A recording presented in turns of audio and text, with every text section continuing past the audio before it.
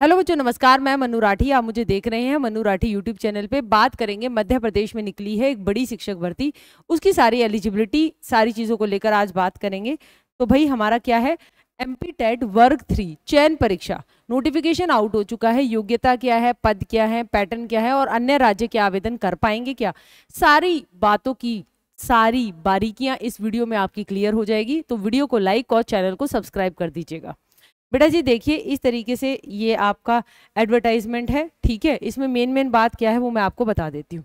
देखिए यहाँ पर निकली है आपकी भर्ती, जिसके लिए आपको जिसे हम कहते हैं, आपकी दो लेवल पे निकली है। एक तो स्कूल शिक्षा विभाग की निकली है और एक निकली है आपकी मध्य प्रदेश शासन में जनजातीय कार्य विभाग, ठीक है। दोनों लेवल पे प्राइमरी टीचर की वैकेंसी निकली है। हाँ, ये जनजातीय वाला है ना, इसमें आपका साइंस प्राइमरी की भी निकली है, ठीक है।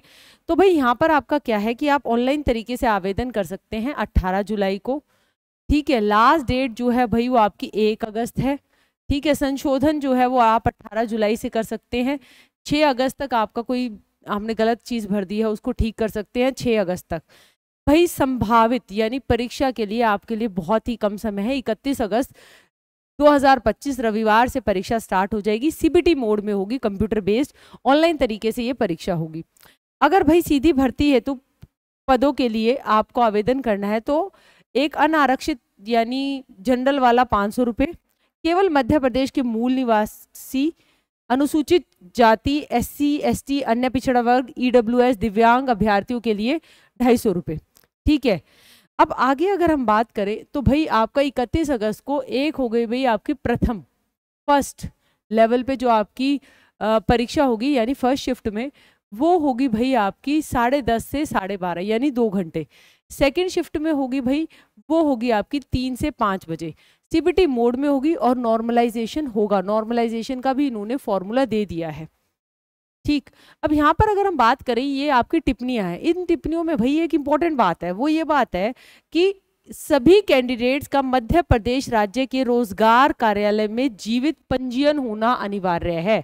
अब अन्य राज्य वाले का अगर वहाँ पे इनके रोजगार कार्यालय में एमपी के वहाँ पर रजिस्ट्रेशन नहीं है तो वो आवेदन नहीं कर पाएगा। ये इंपॉर्टेंट पॉइंट है, इसको मिस मत करना, ठीक।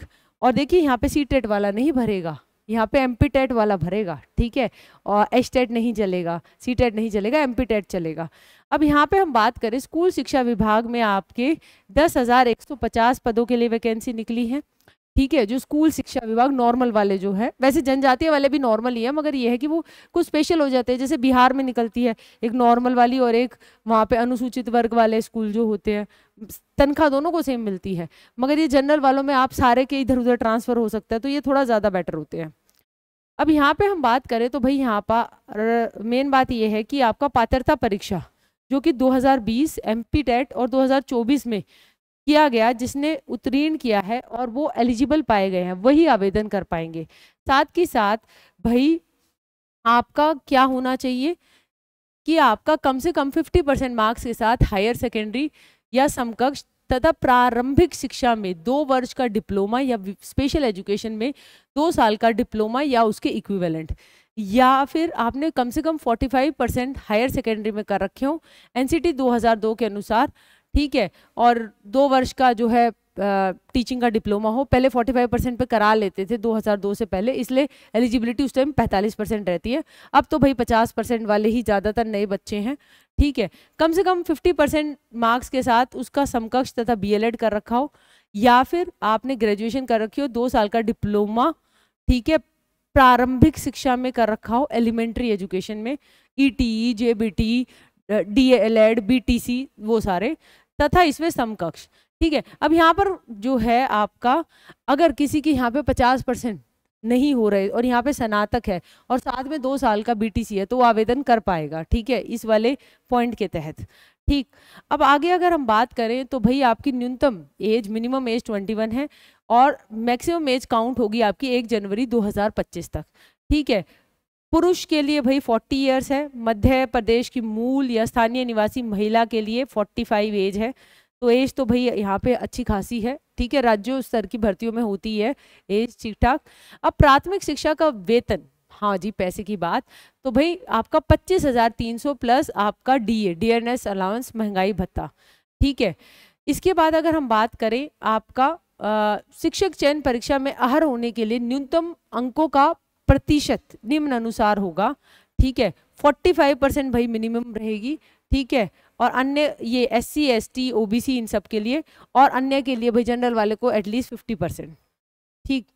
अब यहाँ पर हमारे जनजातीय विभागीय नियम के तहत प्राइमरी और साइंस प्राइमरी उसकी एलिजिबिलिटी, प्राइमरी वाली की वही सेम है जो मध्य प्रदेश में जो नॉर्मल स्टेट की प्राइमरी वैकेंसी की एलिजिबिलिटी है जो मैंने आपको अभी बताई, ठीक है। अब यहाँ पे हम बात करें तो यहाँ पे सैलरी भी वही है 25,300 प्लस महंगाई भत्ता, ठीक है। और मिनिमम पास करने के लिए जनरल वाले को 50%। यहाँ पर हम बात करें तो आपका प्राथमिक शिक्षक 1,523, ठीक है। और सीधी भर्ती बैकलॉग के पदों की संख्या यह कुल है भाई आपके 1,523, और प्राथमिक शिक्षक विज्ञान जो मैंने आपको बताया था उसके आपके 1,416 पद है। तो टोटल जनजातीय विभाग वाला जो है उसके अंदर आपके 2,939 पोस्ट है।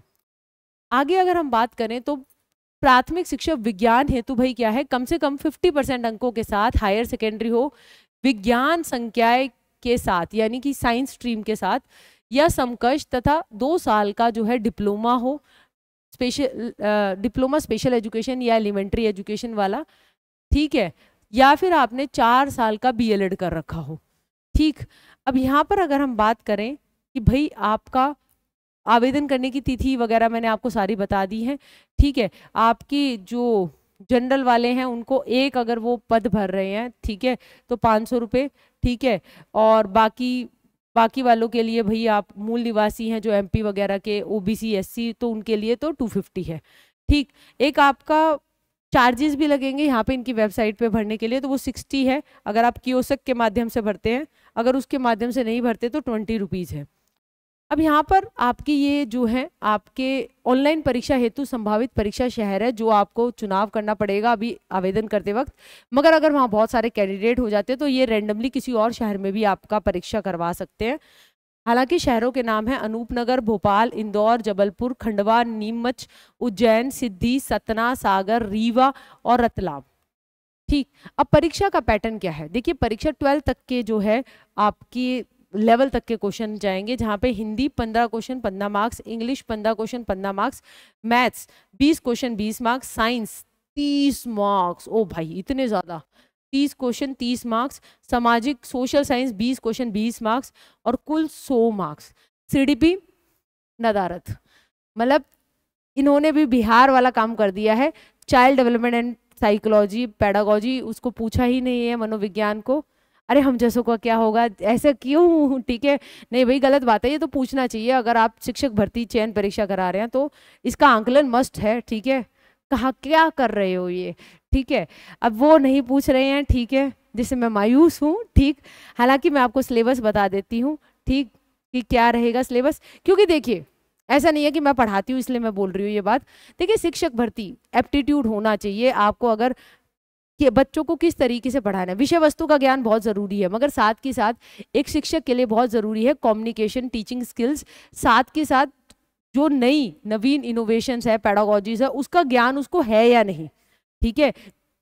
इसलिए वो उसका असेसमेंट नई साइकोलॉजिकल ट्रेंड्स का वो बहुत ज़रूरी है, ठीक है। सोचना चाहिए जो बड़े बड़े अधिकारी सीट पे बैठकर इस तरीके का पैटर्न बनाते हैं, सर आप SSC की क्लरिकल परीक्षा का पेपर नहीं ले रहे, सर आप UPSC जैसा जो है उस तरीके की परीक्षा नहीं ले रहे। वहाँ पर भी UPSC में जब इंटरव्यू होता है तो असेसमेंट होता है इन चीज़ों का, इन कौशलों का, और आप एक शिक्षक के पद के लिए नदारत कर रहे हैं तो ये उचित नहीं, ठीक।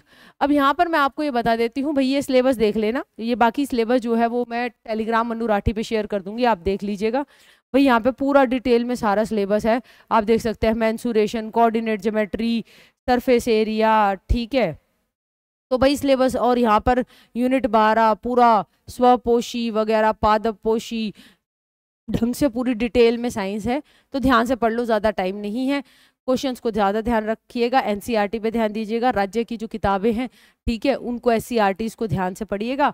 और कोई डाउट है तो मन्नू राठी यूट्यूब चैनल और इस वीडियो के नीचे कमेंट कर दीजिएगा। जानकारी अच्छे से बताती हूँ तो ये भी लिख देना, ठीक है, और अच्छी लग रही हो तो वो भी लिख देना, ठीक है। Thank you.